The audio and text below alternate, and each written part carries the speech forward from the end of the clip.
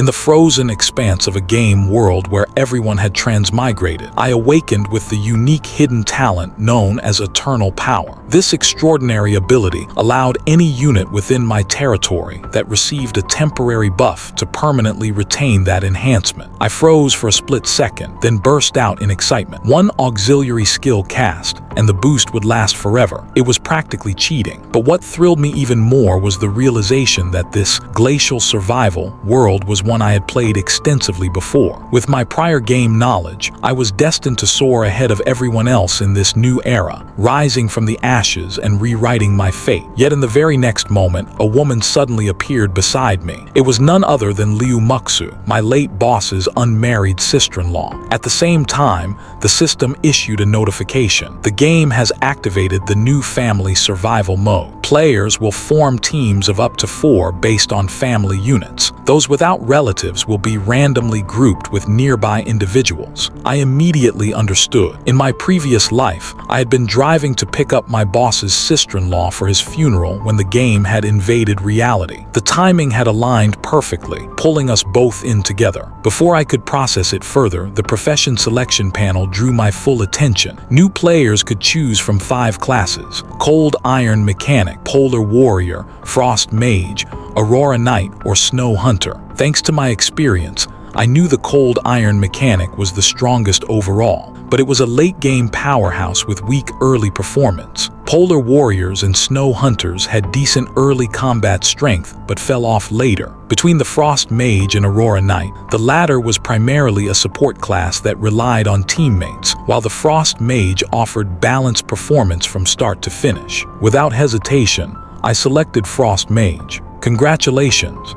You have successfully chosen the Frost Mage class. Elemental affinity has been unlocked. Cold resistance slightly increased. Starter equipment has been placed in your storage box. The system continued. Time until nightfall, 4 hours 32 minutes. Newbie protection period remaining, 5 days 17 hours. During the protection period, no monsters will attack the camp. My brows furrowed. The current temperature was already degrees C, and it would drop another 20 degrees at night. Surviving the cold depended mainly on campfires and spirit pearl huts. A basic campfire could raise the temperature within a 10-meter radius by 5 to 20 degrees, usable for now. The damaged spirit pearl hut, however, needed stones and timber to repair. Fortunately, a pile of white stones and cut lumber sat right beside the campfire. I was about to start gathering materials when Liu Muxue finally processed the system messages and spoke up. Awakens, that notification asked me to choose a profession. What should I pick? I had my own motives when I answered. Sister-in-law, choose the Aurora Knight. The Aurora Knight gained many powerful buff skills in the late game, but they were all temporary. With my Eternal Power talent, those short-lived boosts could become permanent. The thought of an army stacked with endless buffs sent a shiver of excitement through me. Their combat potential would be terrifying. Liu Muxue didn't question my suggestion. In this strange new world, I was the only person she knew. I opened my starter supply crate and retrieved bread, a stone axe,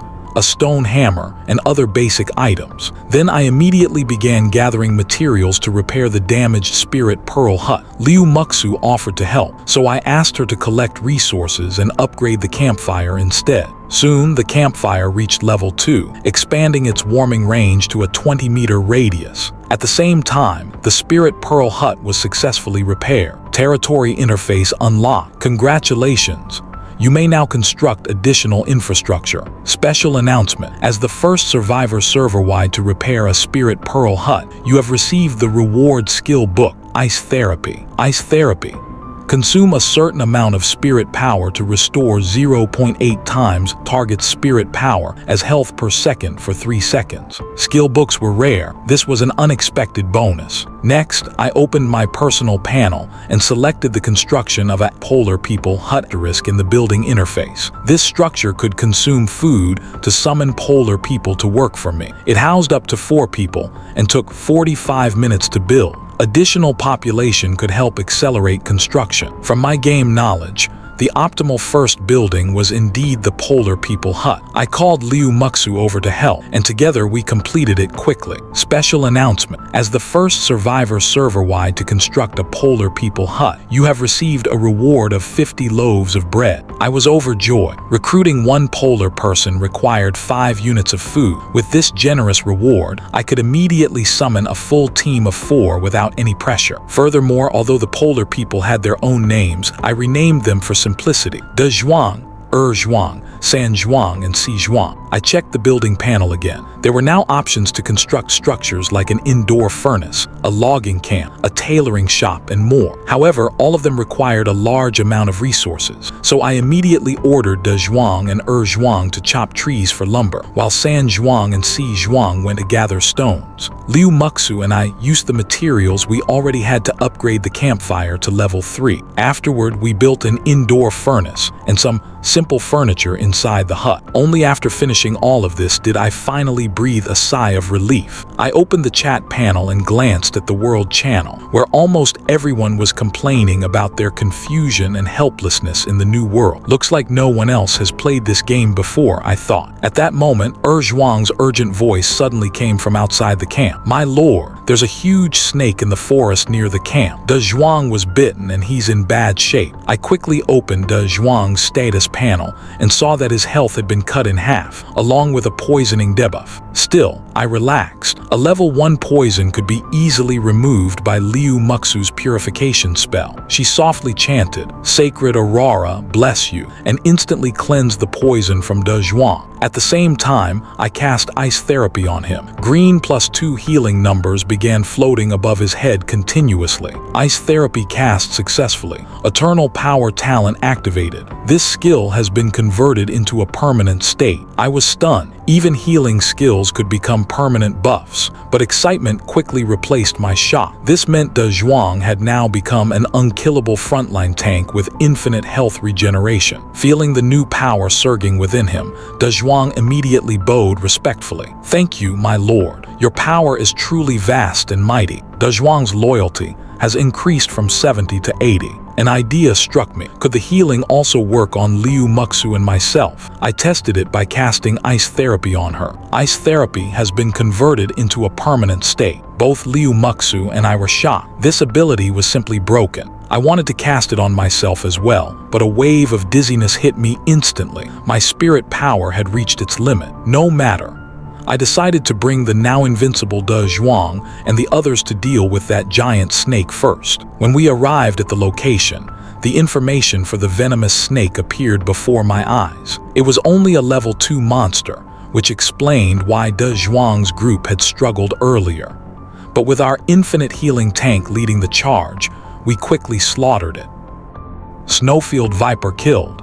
You have gained 30 experience points. Congratulations. You are the first creature in this region to kill a wild monster. First kill reward received. Snake Tribe Priestess Recruitment Scroll. This scroll can summon a level 5 Snake Tribe Priestess to assist in battle. Delighted, I immediately used the scroll. In a flash, a beautiful snake woman appeared before us. Respected Lord, Snake Tribe Priestess Yelena is at your service. I checked Yelena's panel, and my expression shifted with excitement. She actually possessed 2 powerful buff skills. Scale Armor temporarily grants 10 extra armor to herself or an ally. Snake Tribe Frenzy grants frenzy to herself or an ally, increasing movement and attack speed by 20% for 60 seconds. Any buff type skill paired with my eternal power would become permanent. I immediately had Yelena cast both skills on our group. In an instant, everyone, including myself, received the 2 enhancements as permanent buffs. I also applied permanent Ice Therapy to Yelena. Feeling the surge of power, even Yelena couldn't help but exclaim in awe, "My lord, your strength is truly immeasurable." I nodded in satisfaction, then dismantled the Snowfield Viper's corpse. I obtained a venom sac that could add poison damage to weapons, along with 17 pieces of snake meat. The moment the snake meat appeared, De Zhuang and Zhuang's eyes went wide. "I haven't eaten meat in so long," De Zhuang muttered. "Whoever lets me have a piece of meat, I'm willing to give my life for him." I smiled and said, As long as you all work hard, tonight everyone can enjoy snake soup together. Back at the camp, San Zhuang reported to me, "My lord, we discovered a small coal mine not far from the stone quarry, but 2 snow wolves are guarding it, so I didn't dare approach." My eyes lit up at the mention of coal. Coal was a higher-grade resource than wood. With it, we could save lumber for other constructions and generate heat more efficiently. I asked about the snow wolves' strength. San Zhuang estimated they were a bit stronger than the viper, roughly level 3 or 4. With Yelena now on our side, we had more than enough power to take them down. "Well done, San Zhuang and Si Zhuang. I'll make sure you both get extra meat tonight," I praised them, then immediately led the team toward the mine. Near the mine entrance, the information panel appeared, along with the 2 snow wolves, both confirmed level 3. Thanks to our team's infinite regeneration and formidable defense, plus Yelena's support, the battle ended quickly. Yelena, territory member, has killed a snow wolf.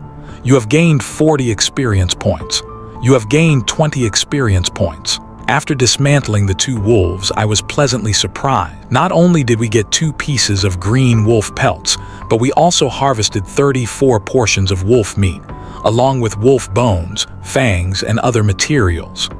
Most importantly, we obtained a blue recruitment scroll, Twin Wolf Knight Recruitment Scroll. This scroll could immediately summon a powerful level 10 Twin Wolf Knight, provided we had enough food. I had just summoned a level 5 priestess and now a level 10 knight. This was truly takeoff. The wolf pelts were perfect for making cold-resistant clothing, solving the urgent problem for both Liu Muxue and myself. I immediately draped one over Liu Muxue, who had been shivering from the cold. She looked at me with eyes full of gratitude. I smiled, then stepped forward to claim the mine. The moment the occupation succeeded, the system notified me that I had also received a bronze treasure chest. Special server announcement. As the first survivor worldwide to occupy a resource point, you have received the reward: purple-grade equipment, ancient Barrett rifle, along with 12.7 ammunition stones. I stood there dumbfounded. A Barrett, did I hear that right?